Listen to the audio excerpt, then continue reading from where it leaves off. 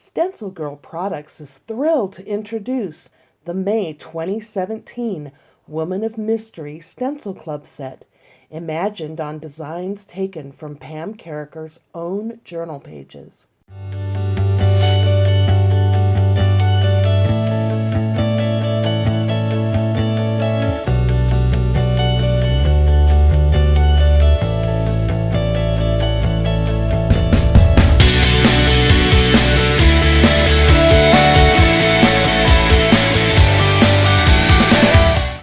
Hi, Pam Carriker here, and I'm really excited to be the designer of this month's Stencil Club designs.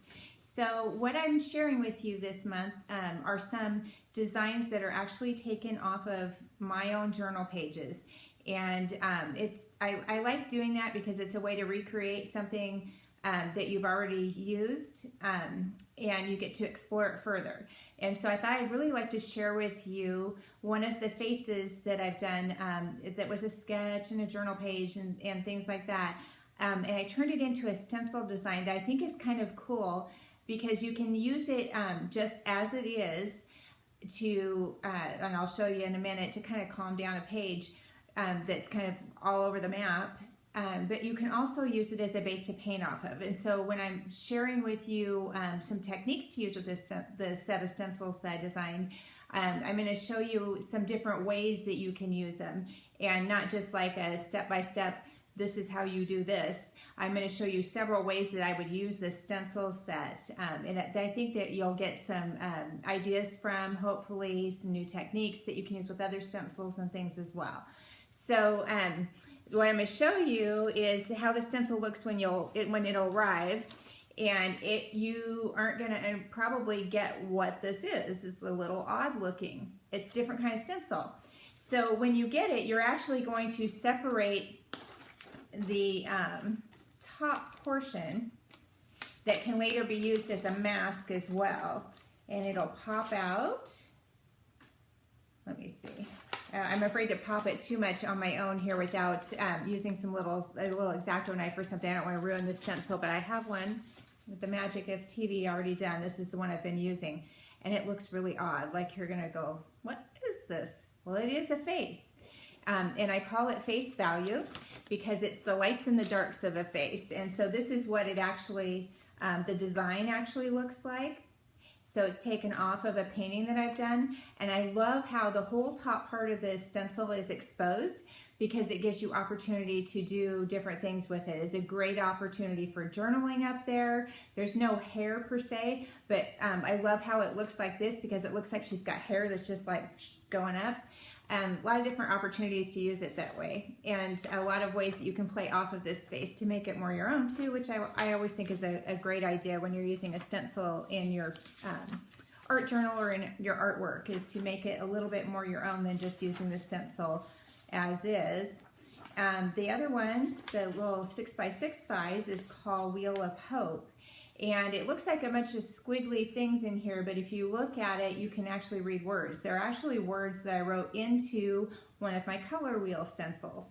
And I use my color wheels a lot as a design element, especially with my portraits. I use it as a way to make a halo effect around the head. I use it as a collar sometimes on the women, or just a design element in the background. So I really wanted to give you a color wheel, but I wanted to amp it up a little bit for stencil clubs. So I actually wrote words in there, and they're all words of encouragement and hope. And even if you can't read like a word in the page, if it's not like really obvious what the word is, I almost like them when they're less obvious, because to me it gives the page like strength and something underneath the layers that doesn't just jump right out at you. But I do think that having words in there that are strong and hopeful is a way to give voice to the page.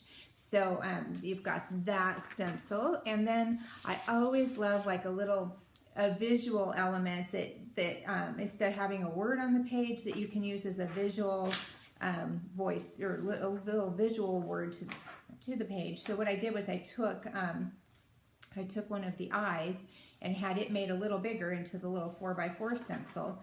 So you can actually use an eye in the page, and it's called Eye of the Beholder. And I love eyes as a visual element to lend something to the page that isn't a word, but it's a strong visual element. So we also have an eye that you can use. And together we're going to use those to create some interesting journal pages. And these stencils I really did with the intent for them to be used in an art journal. If you don't art journal though, you can definitely use them, in a piece of artwork. I love journaling, and I like using stencils in my journals. So here I've used the stencils a couple of little bit different ways, but mostly just with the black paint, using the face value aspect of it, the black, and then I used them over the top of a page background. And then I've also used them over here a little differently. So I'm going to be showing you how I did both of these pages and the supplies that I used, and just how, and I haven't even completed this page. I haven't completed it yet. I just kind of did some with it, and I'll probably go back in later and actually work more on these, and then I can post those two when they're done. But I liked how kind of unfinished they are.